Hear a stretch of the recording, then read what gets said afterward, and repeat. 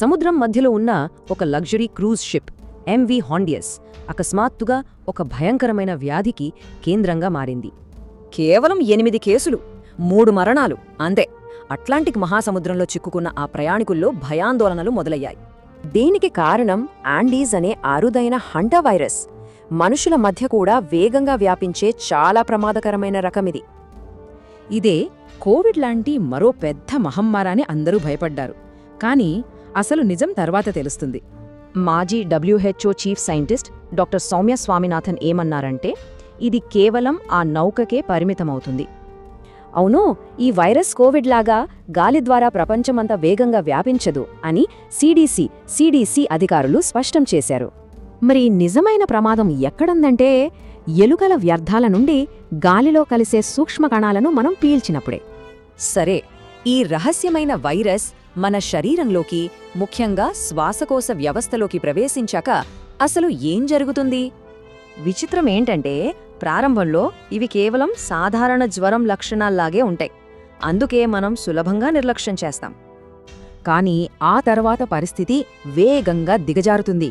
తీవ్రమైన శ్వాసకోశ సమస్యలతో ఏకంగా 38% మరణాల రేటు ఉంటుంది. కేవలం 4 నుండి 10 రోజుల్లోనే ఊపిరితిత్తుల్లో ద్రవాలు చేరిపోతాయి. శ్వాస తీసుకోవడం నరకంలాగా మారుతుంది. అంతేకాదు, ఇది నేరుగా కిడ్నీలపై దాడి చేస్తుంది. బ్లడ్ ప్రెషర్ పడిపోయి అంతర్గత రక్తస్రావం జరిగి రోగి షాక్లోకి వెళ్తాడు. అసలు భయంకరమైన విషయం ఏంటంటే, దీనికి ఇప్పటివరకు ఎలాంటి వ్యాక్సిన్ గానీ ప్రత్యేకమైన మందులు గానీ లేవు. రోగి ప్రాణాలను కాపాడటానికి ఐసీయూ, ఆక్సిజన్ థెరపీ మరియు ఎక్మో మెషిన్లు మాత్రమే మనకున్న ఏకైక మార్గాలు.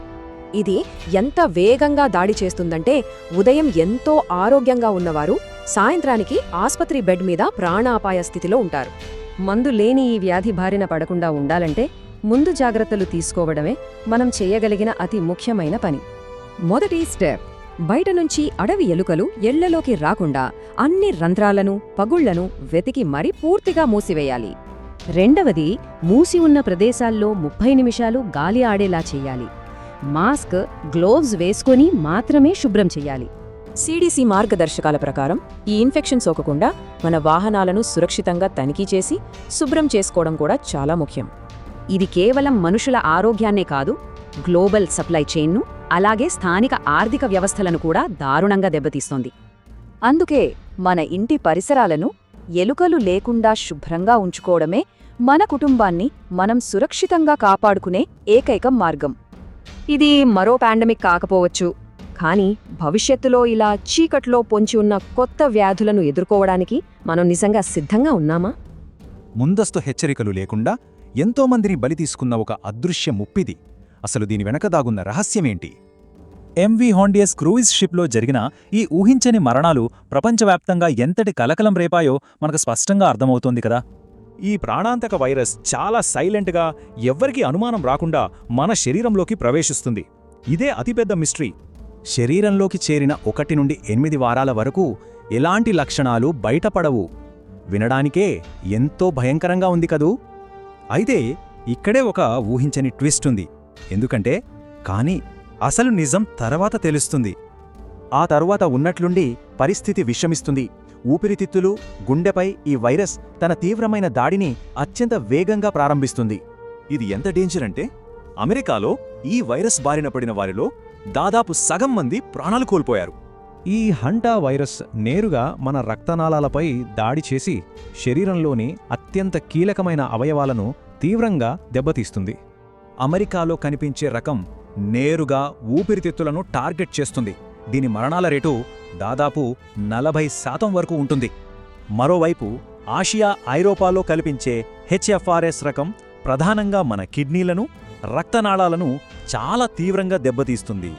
ఇక 2026 క్రూయిజ్ సంక్షోభానికి కారణమైన యాండీస్ వేరియంట్ మనుషుల నుండి మనుషులకు వ్యాపించే అత్యంత అరుదైన ప్రమాదకరమైన రకం.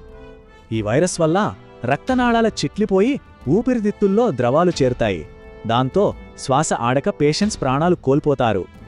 ఈ లెక్కలు పక్కన పెడితే 1993లో కేవలం 5 ఏళ్ల వయసులో ఈ వైరస్ బారిన పడిన షైనా స్టోరీ అందరినీ కలచివేస్తోంది.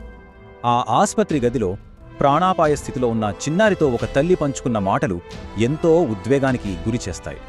అత్యుత్తమ వైద్యం, అంతులేని ఆశ వల్లే అంతటి భయంకరమైన పరిస్థితి నుంచి కూడా ఆ పాప ప్రాణాలతో బయటపడగలిగింది.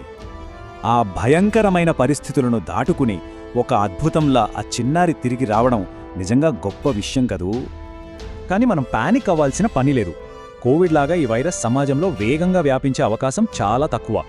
మన ఇంటి పరిసరాలను శుభ్రంగా ఉంచుకుని ఎలుకలు చేరకుండా చూసుకుంటే చాలు ఈ ఇన్ఫెక్షన్ను మనం చాలా సులభంగా అడ్డుకోవచ్చు. ముగింపుగా ఒక చిన్న ప్రశ్న. జంతువుల నుండి మనుషులకు వచ్చే తదుపరి మహమ్మారిని ఎదుర్కోవడానికి మనం నిజంగా సిద్ధంగా ఉన్నామా?